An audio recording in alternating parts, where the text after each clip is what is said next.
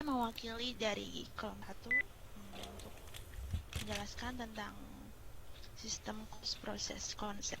Yang pertama adalah sistem cost process. Oh, dia punya base. Sistem cost process Base-nya. dapat didefinisikan sebagai sistem akumulasi cost produksi Tapi kasih tahu aku berdasarkan aja deh. departemen atau pusat cost. Aku gak suka Sistem masalah cost kayak ini gitu. efektif digunakan untuk perusahaan yang proses produksinya berjalan secara kontinu atau berkelanjutan dan jenis produk yang dihasilkan sejenis atau beragam. Produk diproses secara berkelanjutan, mengalir dari satu departemen produksi ke departemen produksi berikutnya. Setelah proses produksi selesai, pekerja akan mentransfer produk jadi ke gudang penyimpanan produk jadi atau barang jadi karena produk tersebut tidak diproduksi atas pesanan pelanggan tertentu. Semua unit produk di lini produksi yang sama akan memiliki tingkat penyelesaian dan kos produksi yang identik. Sorry.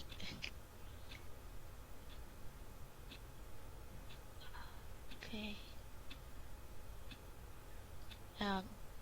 Yang selanjutnya adalah tujuan sistem cost process.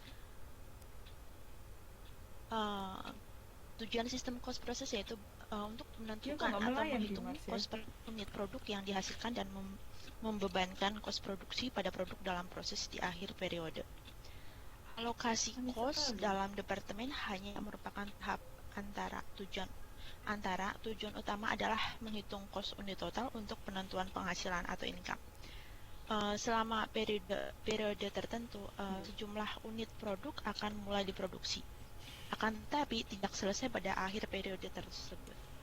Sebagai akibatnya, setiap departemen harus menentukan seberapa besar kos total yang terjadi di departemen tersebut harus dibebankan pada unit produk yang masih dalam proses dan seberapa besar yang harus dibebankan pada produk jadi.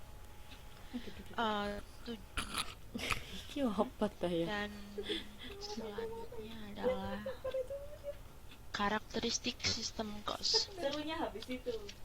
Kenapa? Habis itu kayak sistem cost process memiliki beberapa karakteristik. Yang pertama yaitu cost diakumulasi berdasarkan departemen atau pusat cost. Lepas dulu headsetmu. Dan yang kedua adalah cost produksi di tiap departemen, yaitu setiap departemen di pabrik memiliki akun produk dalam proses.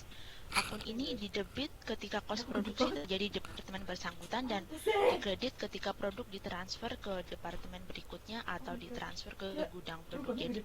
Dan yang ketiga adalah kos per unit ditentukan oleh departemen.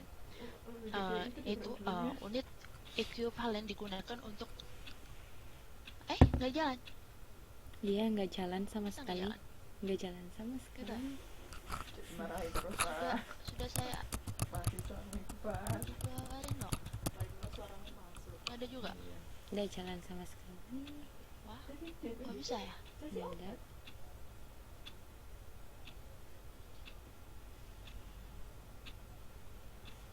Kenapa ya? Sakit. Nggak ada. Kok dia nggak nangis ya? Wah, kok bisa ya? Sama sekali nggak bisa. Kalau gini juga nggak ada.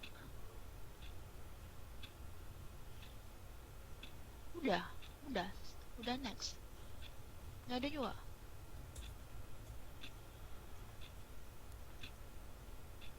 Wah, kok bisa ya? Ada yang salah ya? Dia dapat listrik dari mana? Lu bisa minta tolong.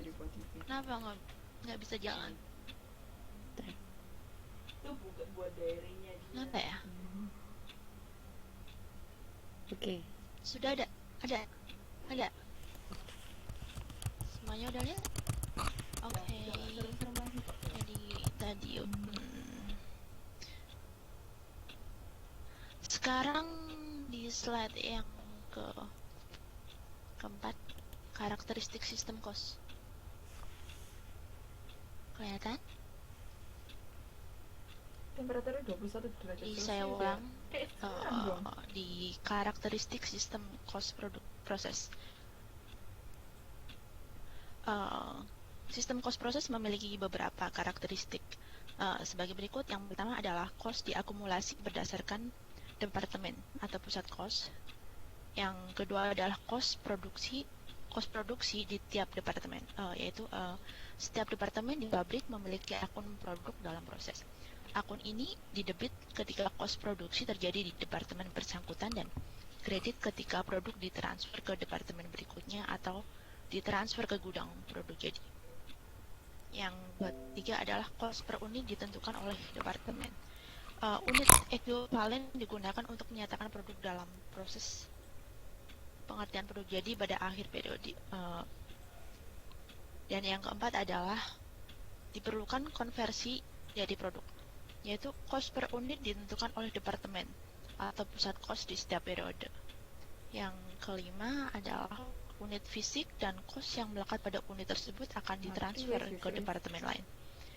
Unit yang selesai diproses di departemen tertentu akan ditransfer ke departemen dalam tahap pemrosesan berikutnya disertai dengan cost yang melekat pada unit produk tersebut. Dan yang terakhir adalah secara berkala setiap departemen akan membuat laporan cost produk, yaitu cost total dan cost unit untuk setiap departemen secara periodik dijumlahkan, dianalisis dan dihitung dengan tujuan pembuatan laporan cost produksi setiap departemen. Kita akan melanjutkan ke slide berikutnya, yaitu aliran produk dalam sistem proses. Aliran ini dibagi menjadi 3 tahap. Yang pertama adalah aliran produk sekuensial, yang kedua adalah aliran produk paralel, dan yang ketiga adalah aliran produk selektif. Yang pertama kita bahas tentang aliran produk sekuensial. Dalam bentuk ini bahan baku dimasukkan ke departemen pertama dan setelah selesai diproses di departemen tersebut, maka produk dan cost produksi akan mengalir ke departemen berikutnya secara sekuensial atau urut. Di masing-masing departemen mungkin saja terdapat tambahan bahan baku atau tidak terdapat. Dan yang kedua adalah aliran produk paralel. Dalam aliran ini bahan baku awal diproses di lebih dari satu departemen. Setelah selesai, maka produk selesai di setiap departemen digabungkan di departemen berikutnya. Dan yang terakhir adalah aliran produk selektif. Pada bentuk aliran ini dari bahan baku yang sama yang diproses di satu departemen akan menghasilkan beberapa jenis produk yang selanjutnya akan diproses di departemen yang berbeda-beda. Kita bisa melihat gambar aliran yang produk sekuensial, produk paralel maupun selektif di bagian di halaman 6.6, 6.7. Dan kita akan melanjutkan ke slide berikutnya, yaitu saya akan bahas satu lagi perbedaan tentang sistem cost proses dan sistem cost pekerjaan order. Maaf ini soalnya kerja kelompok, jadi ada temen gitu nggak memasukkan bab ini ke bagian ke slide, maaf banget. Dan saya bisa tambahkan di sini tentang perbedaan sistem cost proses dan sistem cost pekerjaan order.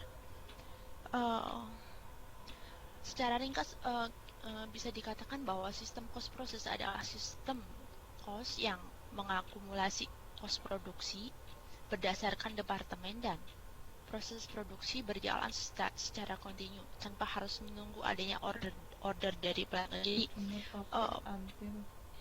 cost produksi itu berjalan secara kontinu walaupun nggak ada order, mereka tetap bekerja gitu.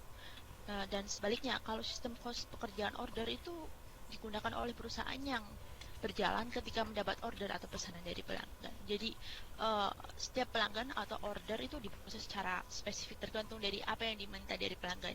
kita itu. Terus akibatnya itu setiap pekerjaan itu membutuhkan bahan baku dan konversi yang berbeda-beda. Dan hal ini juga akan mengakibatkan cost produksi setiap pekerjaan order akan juga berbeda-beda pula.